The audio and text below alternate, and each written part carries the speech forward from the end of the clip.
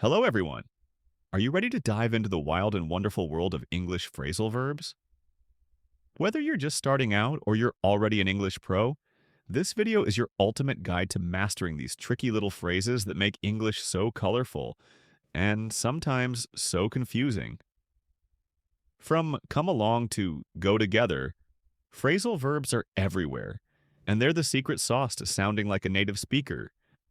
But don't worry, we're here to break them down, make them easy, and even have some fun along the way. So, grab your notebooks, put on your thinking caps, and let's get ready to level up your English game. By the end of this video, you'll be phrasal verbing like a boss. Let's get started. Press play and let's kick off this learning adventure. First of all, what are phrasal verbs?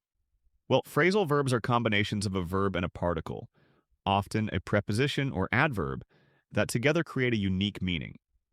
For instance, the verb get paired with the particle through forms the phrasal verb get through, which can mean to successfully reach someone on the phone. Particles are small words which you already know as prepositions or adverbs. Examples are up, around, and down. Now, we will be shining the spotlight on one of the most versatile verbs in English, the verb come. Did you know this little verb can team up with prepositions to create a whole bunch of phrasal verbs? From come across to come up with, these phrases are super common and super useful. Here are some phrasal verbs that start with the verb come.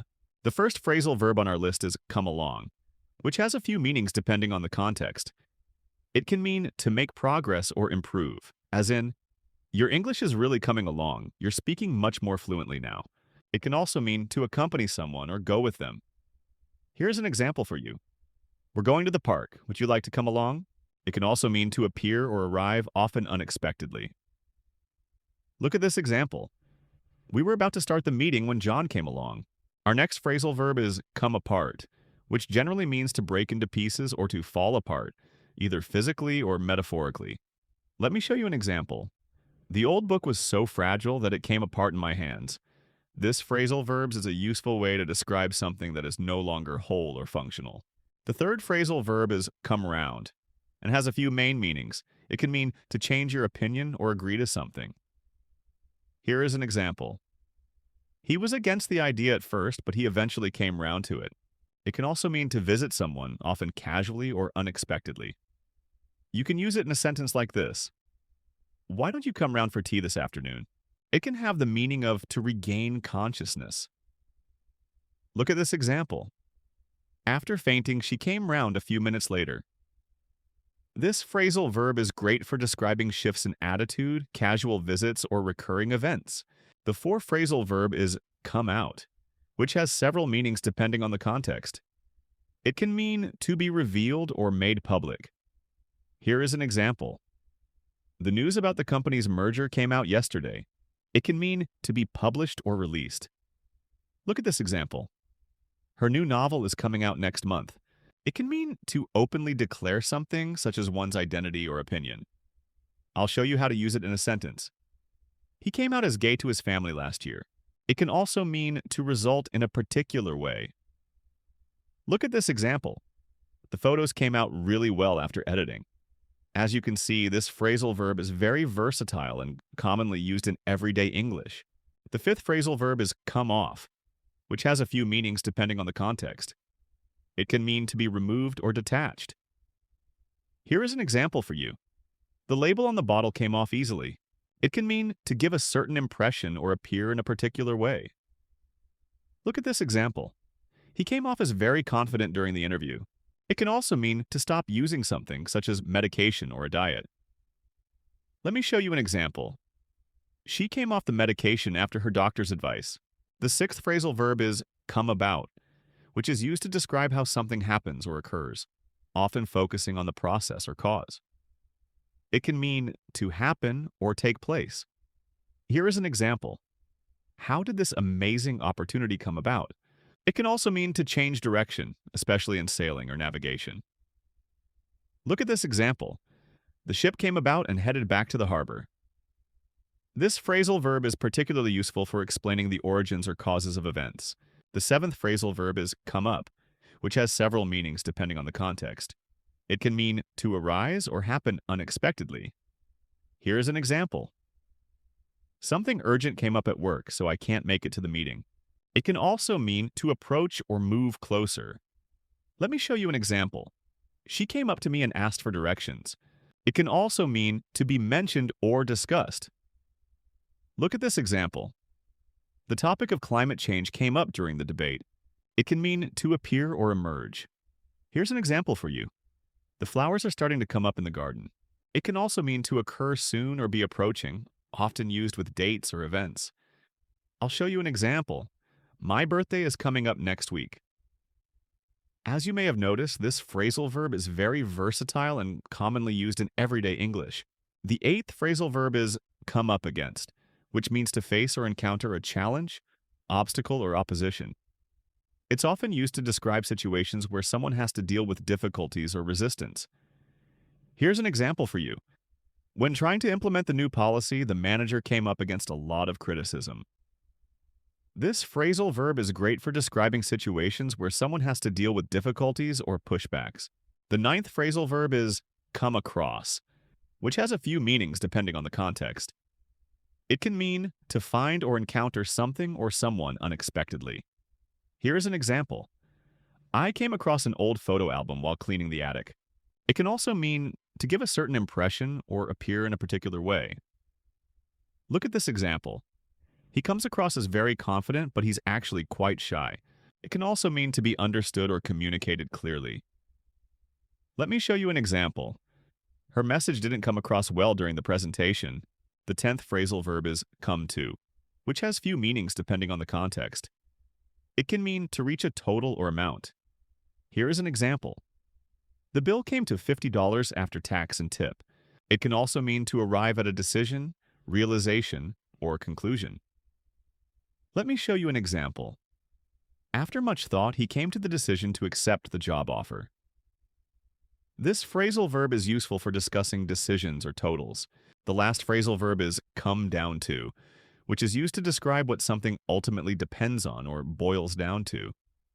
It's often used to emphasize the most important factor or the essence of a situation. Here is an example. In the end, the decision came down to what was best for the family. This phrasal verb is great for summarizing or highlighting the key factor in a situation. Next, we'll be diving into another versatile and commonly used verb in English, the verb get. If you've ever felt confused by phrasal verbs like get up, get over, or get along, you're not alone.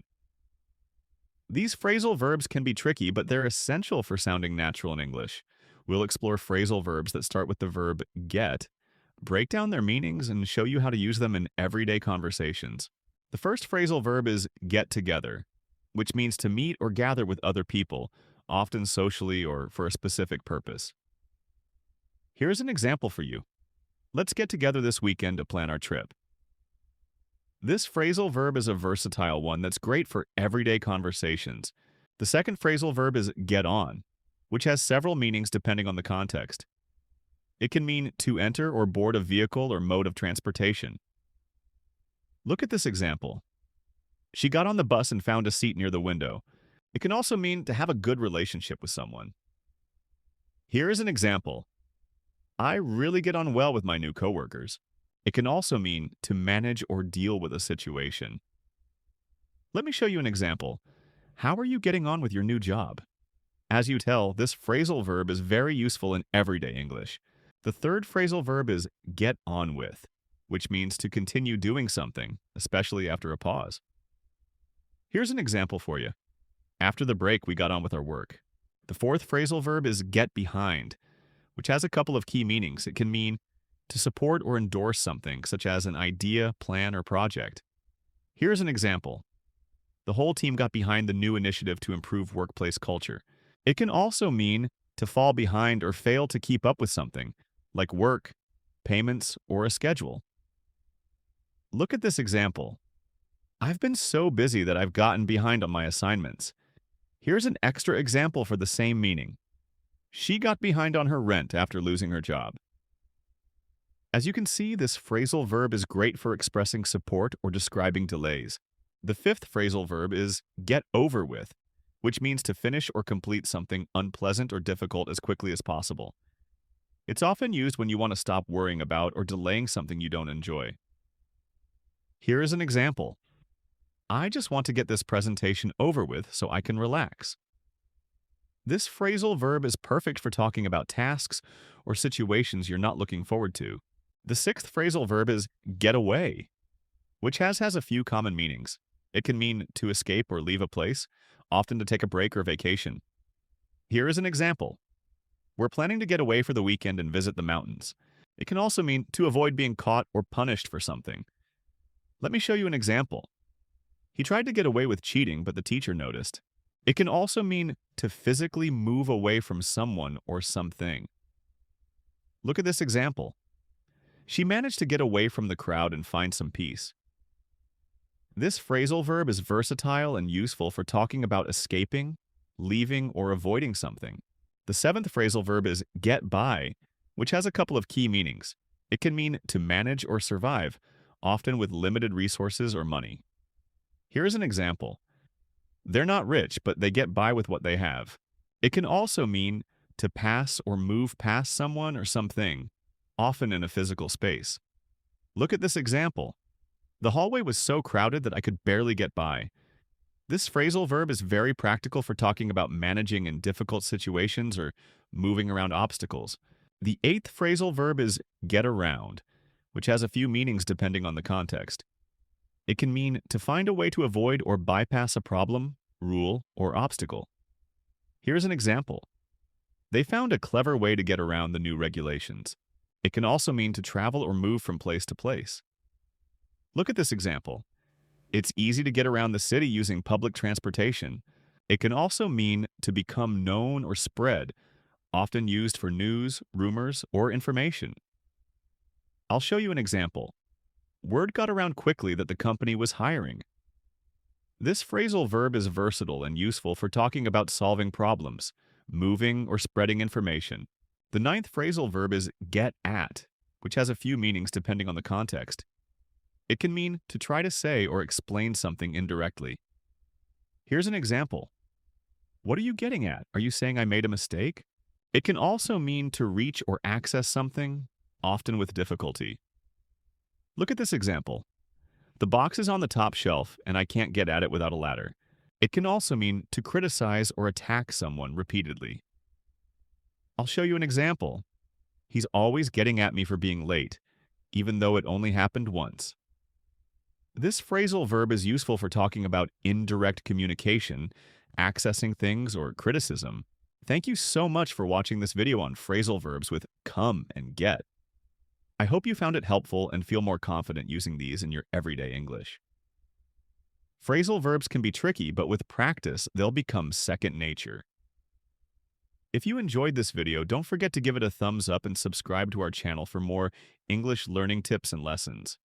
Also, leave a comment below with your favorite phrasal verb from today's video or any questions you have. I'd love to hear from you. Keep practicing, and I'll see you in the next video. Until then, happy learning.